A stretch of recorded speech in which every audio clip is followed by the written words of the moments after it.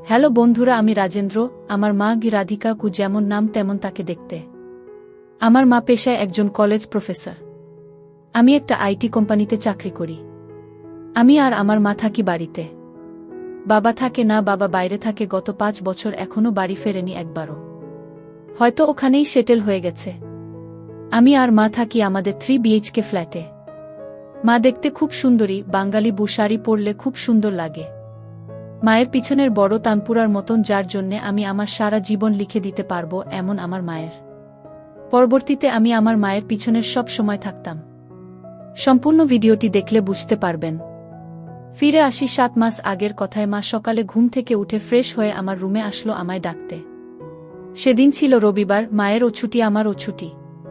মা প্রতিদিনের মতন আমায় ডেকে কফি দিয়ে বলল, বাবু ওঠ, আজ একটু মার্কেটিং এ যাব, অনেক কিছু কেনার আছে। আমি মাকে বললাম, মা বিকেল চলো, সকালে রোদের মধ্যে যেতে হবে না, গরম তার উপর ট্রাফিক। মা বলল, ঠিক আছে, এখন উঠে পড়।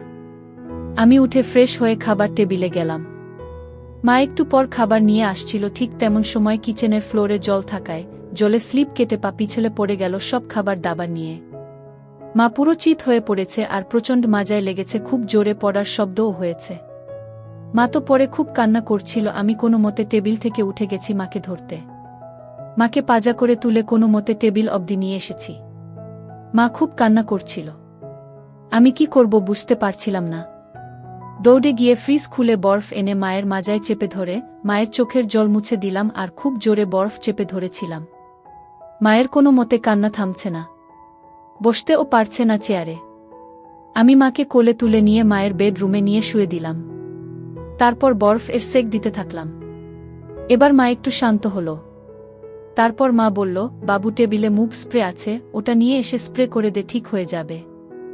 আমি মুভটা স্প্রে করে দিলাম। তারপর বললাম, মা তুমি শুয়ে থাকো, আমি ডাক্তারকে বলে ওষুধ নিয়ে আসি। মা বলল, থাক বাবু, ওষুধ লাগবে না, একবারে বিকেলে বের হব, তখন ডাক্তার দেখিয়ে নেব। আমি বললাম, না, বিকেলে কোথাও বেরোনো হচ্ছে না এই অবস্থায়। মা বলল, না বাবু, আজ যেতে হবে, আমার দরকারি কেনাকাটা করতে হবে। আমি বললাম, কি কি লাগবে আমায় বলো, আমি নিয়ে আসব, কিন্তু তুমি আজ কোথাও বেরোবে না এই অবস্থায়, আর তাছাড়া তুমি বাইকে বসতেও পারবে না, মাজায় যা লেগেছে। মা বলল, ঠিকই বলেছিস, কিন্তু আমার আর্জেন্ট আছে আর তুই কিনতেও পারবি না। আমি বললাম, তুমি লিস্ট করো, আমি কিনে আনবো, ঠিক? মা বলল, ঠিক আছে। তারপর আমি ডাক্তারকে বলে ওষুধ নিয়ে এলাম। মা সারাদিন শুয়ে থাকল। আমি মাকে দুপুরে খাবার এনে খাবিয়ে দিলাম।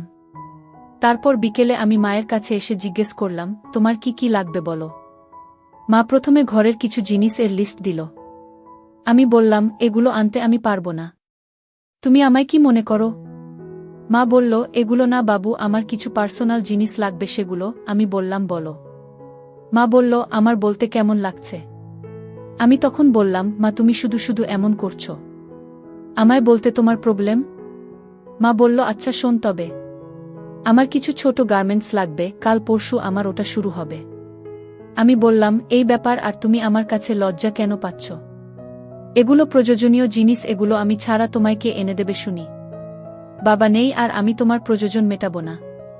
বাবা তুই খুব বড় হয়ে গেছিস দেখছি। আমার ছেলে তো পুরো বাবার মতন হয়েছে, মায়ের খুব খেয়াল রাখা দায়িত্ববান ছেলে। আমার মায়ের খেয়াল না রেখে কার রাখবো শুনি?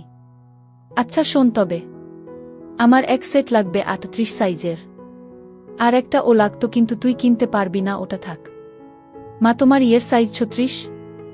ইয়ার কি করে বললাম হেসে। এই দুষ্টু কি সব বলছিস মাকে? হ্যাঁ 36D কেন রে? না সেটা না, এমনি দেখলে কিন্তু বোঝা যায় না। ও আচ্ছা, তুই কবে দেখলি শুনি? দেখিনি মানে উপর থেকে বোঝা যায় না তাই বললাম। আচ্ছা উপর থেকে বুঝি দেখা হয় মায়ের? আমি হেসে বললাম, ধুর তুমি না বোঝো না, ওইভাবে বলিনি। ছাড়ো, আমি বেরোচ্ছি, আর কিছু লাগবে বলো?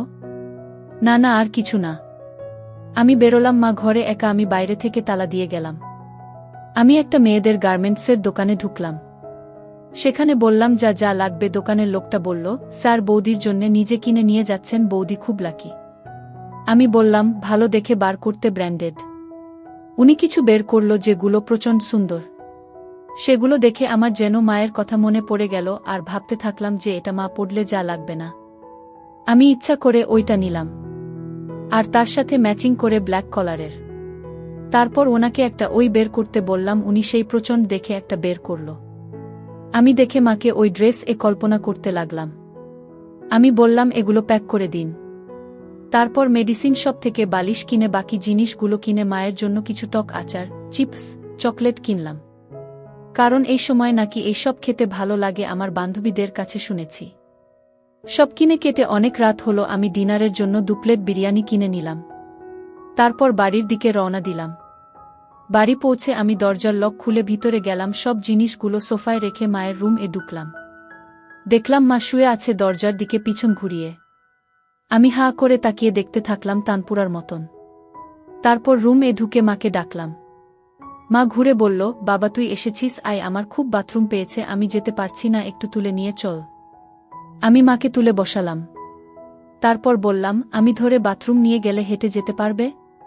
মা বলল, না রে, খুব ব্যথা বেড়েছে, তুই একটু আমায় বাথরুম বসিয়ে দে।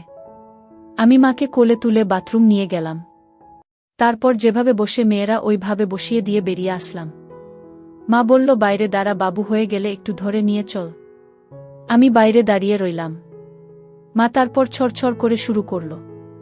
আমি আওয়াজ শুনে খুব হয়ে গেলাম, যেন মনে হচ্ছিল মাকে কিছু বলি। আমি একটু উকি মেরে দেখলাম। আমি উকি মেরে আছি, মা সেটা আয়নায় দেখতে পেয়ে বলল, এই শয়তান কি করছিস তুই, আমায় বাথরুম করতে দেখছিস? আমি, না মা, আসলে ভাবলাম হয়ে গেছে তাই তাকালাম। মা, সব বুঝি লুকিয়ে মাকে দেখা হচ্ছে? অসভ্য ছেলে, মাকে কেউ এইভাবে দেখতে আছে? আমি, মা তুমি যে কি সুন্দরী, আর তোমার যে কত সুন্দর সেটা দেখতে ইচ্ছা হচ্ছিল। হুট করে আমার মুখ থেকে এটা বেরিয়ে গেল। মা, ও আচ্ছা, আমি সুন্দরী সেটা বুঝিয়ে আমায় বাথরুম করতে দেখে বুঝলি? তাও পিছন থেকে দেখে? আমি, মা সরি। আমি মুখ নিচু করে থাকলাম। মা, আয়, আমায় তুলে নিয়ে চল। আমি মাকে কোলে তুলে মাথাটা অন্যদিকে ঘুরিয়ে বাথরুম থেকে বেরোচ্ছিল। মা আমার কোলে থাকা অবস্থায় বলল, থাক, কিছু মনে করিনি আমি। ওটা হয়ে থাকে, আর তাছাড়া তুই প্রেম করিস না, তোর গার্লফ্রেন্ড নেই? সারাদিন আমার সাথে থাকলে তো এমনটাই হবে, তুই একটা প্রেম কর সুন্দরী মেয়ে দেখে। আমি মাকে বেডে বসিয়ে দিয়ে, ধুর, ওই সব প্রেম টেম আমার জন্য না। আমি তোমার সাথে ভালো থাকি, আর প্রেম করলে তোমার সাথে করব। তোমার মতন সুন্দরী মেয়ে আমি দেখিনি, আর দেখতেও চাই না। আমি হুট করে এই সব বলে দিলাম কিছু না ভেবে। মা, বাহ, সারা দেশে এত মেয়ে থাকতে তুই আমায় পছন্দ করলি নিজের মাকে? পাগল একটা। আমি একটু সাহস পেয়ে বললাম, হ্যাঁ মা, তুমি যদি আমার প্রেমিকা হতে আমার জীবনটা সার্থক হয়ে যেত তোমায় পেয়ে। তোমায় পাগলের মতন ভালোবাসতাম আর যত্ন করতাম। মা, তাই নাকি? আচ্ছা, আমিও দেখতে চাই তুই আমায় কেমন ভালোবাসিস। আমি আজকের জন্য তোর প্রেমিকা। আমি বুঝলাম যে হয়তো মাও কোথাও না কোথাও আমা চাই। আর মা একা থেকে থেকে হয়তো অনেক কষ্ট পায়। স্বামী ছাড়া থাকা সব মেয়েদের কষ্ট। ভাবলাম এটাই সুযোগ মাকে নিজের করে নেওয়া। আমি তখন বেড থেকে উঠে মায়ের পায়ের কাছে হাঁটু গেড়ে বসে মায়ের এক হাত ধরে বললাম, মা, আই লাভ ইউ। মা তখন আমায় মুখের দিকে তাকিয়ে বলল, সত্যি সত্যি তুই আমায় প্রপোজ করলি? কি, গার্লফ্রেন্ড হিসাবে? আমি, হে মা, I love you so much. মা, আমায় নিজের গার্লফ্রেন্ড হিসাবে চাস? পারবি আমার সব চাহিদা পূরণ করতে? পারবি আমায় খুশি রাখতে? আমার সব ইচ্ছা পূরণ করতে? ধুরা ভিডিও মাঝখানে একটা কথা বলতে চাই। আমি তোমাদের আনন্দ দেওয়ার জন্য খুব কষ্ট করে ভিডিও বানাই। তাই তোমাদের কাছে অনুরোধ থাকবে, অবশ্যই এই ভিডিওটি দেখে একটি লাইক করবে এবং সামিয়া ব্লগ চ্যানেলটি সাবস্ক্রাইব করে পাশে থাকবেন।